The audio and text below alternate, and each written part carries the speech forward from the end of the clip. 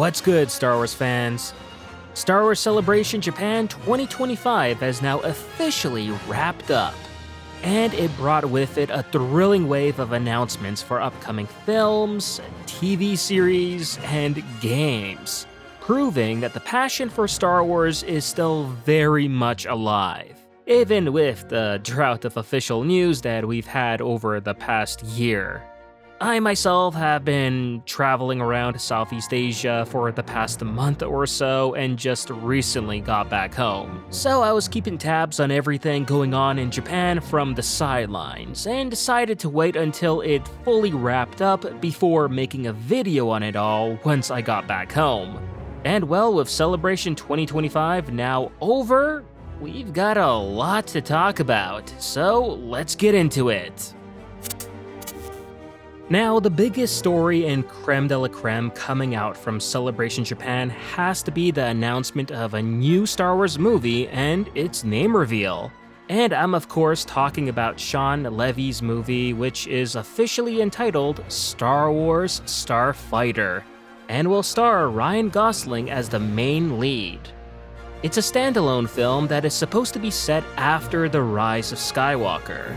And we've known about this movie's development for, I'd say a while, but up until now, it was just that, development. And like many projects that have come and gone at Lucasfilm, it wasn't clear if this one would ever see the light of day. But that's no longer the case here, as Levy confirmed it's been greenlit and production starts this fall, with a release date even set for May 28, 2027. My only gripe though, we still don't know anything about it.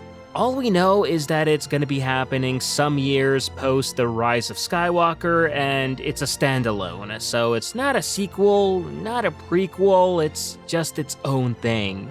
Although, if we go by the title, then I assume it suggests that Gosling's character will be a starfighter pilot. And who knows, maybe this turns out to be the Star Wars version of Drive, which would actually be pretty cool.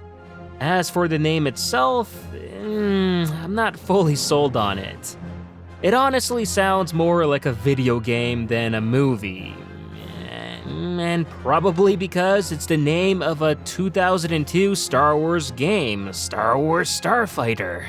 And no, this movie has nothing to do with that game, as the timelines are just totally different.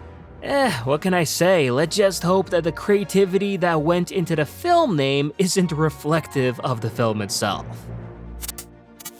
Next up, The Mandalorian and Grogu, the first film from Lucasfilm's new movie slate, and it's dropping on May 22, 2026. Favreau and Filoni shared a short teaser for it, mainly featuring Din and Grogu attacking an AT-AT. And while this footage had already been shown before, this was still pretty cool to see in its entirety, as this was a slightly extended version.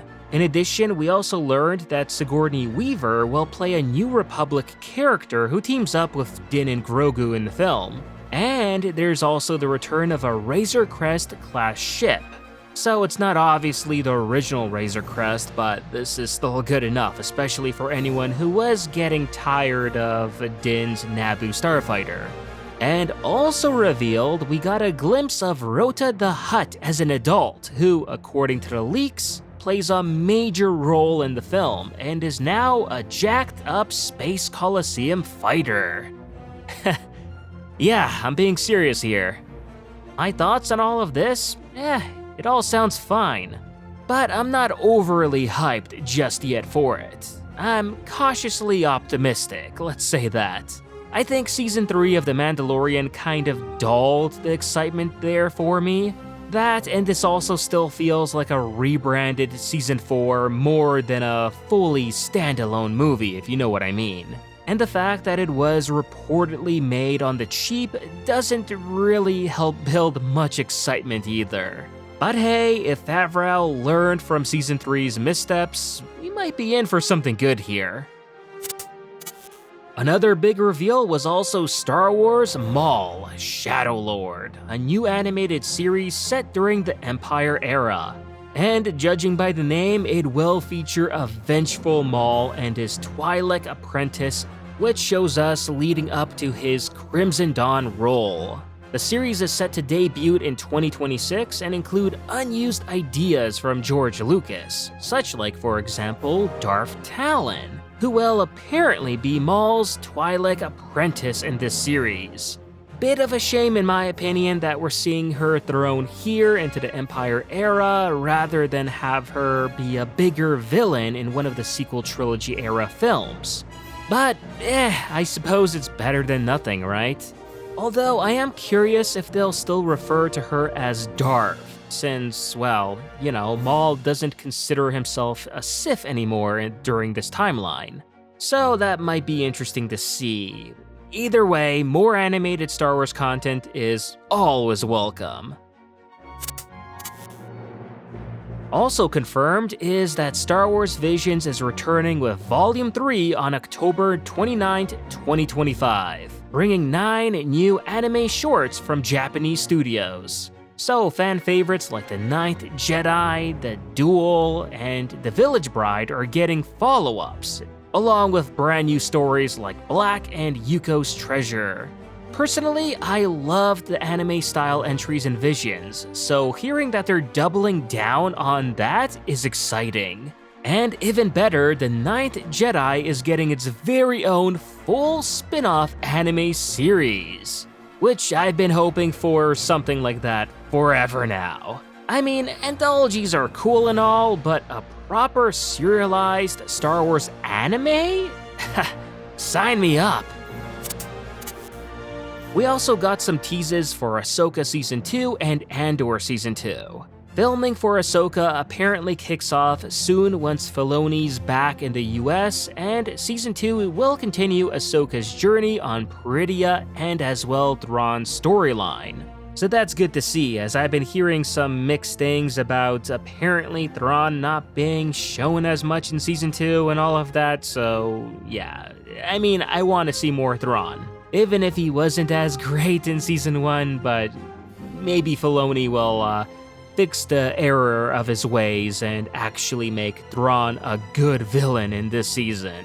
We as well got an image of Rory McCann as Baylan Skoll, and while it's obviously not Ray Stevenson, I'd say the look still looks pretty solid. Hopefully maybe they'll explain the change in appearance via a Mortis Force magic or something similar like that Baylan experienced while on Peridea. And some other details were also thrown in as well, like Hera's role will be expanded upon, and Admiral Akbar will be going head-to-head with Thrawn in a big galactic battle, apparently. Oh, and Hayden Christensen returns as Anakin with an even bigger presence this time around, so yeah, no complaints there. As for Andor Season 2, it premieres this week on April 22nd. It'll cover the final 4 years before Rogue One and split into 3 episode arcs. There's gonna be some key storylines here, including Mon Mothma's escalating rebellion, Dedra Meero's descent into fascism, and the origin of K2SO. Now, I'm curious whether they're gonna be adapting his comic origin or retconning it, and if they do end up changing it, then they'd better do it well. Not gonna say the comic was a masterpiece or anything like that, but still, if you're retconning something, it better be better than the original, you know what I mean? Also, word is that fans at Celebration got to see the entirety of Season 2 already, and the buzz is apparently super positive. Not too surprising considering Season 1 was pretty darn good. And if Season 2's even better, then yeah, I'm all in. With the trailers showing some high-stakes tension, Ben Mendelsohn returning in as Krennic and a possible Vader hint, then yeah, let's go. Finally, moving into gaming, Star Wars Outlaws revealed its brand new story DLC, A Pirate's Fortune, launching on May 15. It's gonna feature everyone's favorite space pirate, Hondo Anaka, a new explorable area, a brand new faction, the Miyuki Trade League, and with it, it's gonna come with contracts and whatnot, and also fresh cosmetics. It's gonna be free with the Season Pass or $14.99 USD on its own. And on top of that, Fortnite is also launching its biggest Star Wars event to date, called Galactic Battle, which drops May 2nd. And it's gonna have flyable starfighters, and like any other Star Wars event, it's gonna have a whole slew of new skins, including, somehow, Darth Jar Jar. Gotta love Epic's wild creativity here. And the biggest gaming news of all, Star Wars Zero Company, a tactical turn-based strategy game from EA and BitReactor.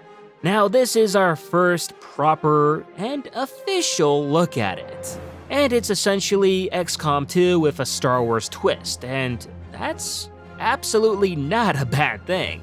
If you've ever modded XCOM with Star Wars content, you know how fun that can be. The game also will let you create custom characters and assemble a crew including a Jedi, a Mandalorian, a clone with half-trooper and Mando gear, an Umbaran, and a rogue smuggler, all fighting against the Confederacy. I'm really curious now how this story is going to justify this lineup, but hey, if it lands, it could be something special. The only minor downside I can possibly think here is that it's single player only, so yeah, it's a bit of a bummer, but still, that's not a deal breaker for me. I'm definitely gonna be picking this one up. And yeah, that's pretty much the rundown of all the big stuff that we learned from Celebration 2025. The next celebration is already dated for April 1 to 4, 2027 in Los Angeles, which will mark Star Wars' 50th anniversary. And with Galaxy's Edge nearby, this one's bound to be extra special too. But yeah, back to 2025, what got you the most hyped out of Celebration Japan? Was it Starfighter, the Mando and Grogu movie, Ahsoka Season 2? Or maybe one of the new gaming content? For me, it's gotta be Zero Company and the 9th Jedi anime series, no doubt. Yeah, I'm also looking forward to Andor Season 2, but since we're getting it literally this week, you know, it's not something I'm looking forward to in the future, but in the present. Anyway, let me know what your picks are down in the comments below, and as always, for all Star Wars things, keep it here to SYLO.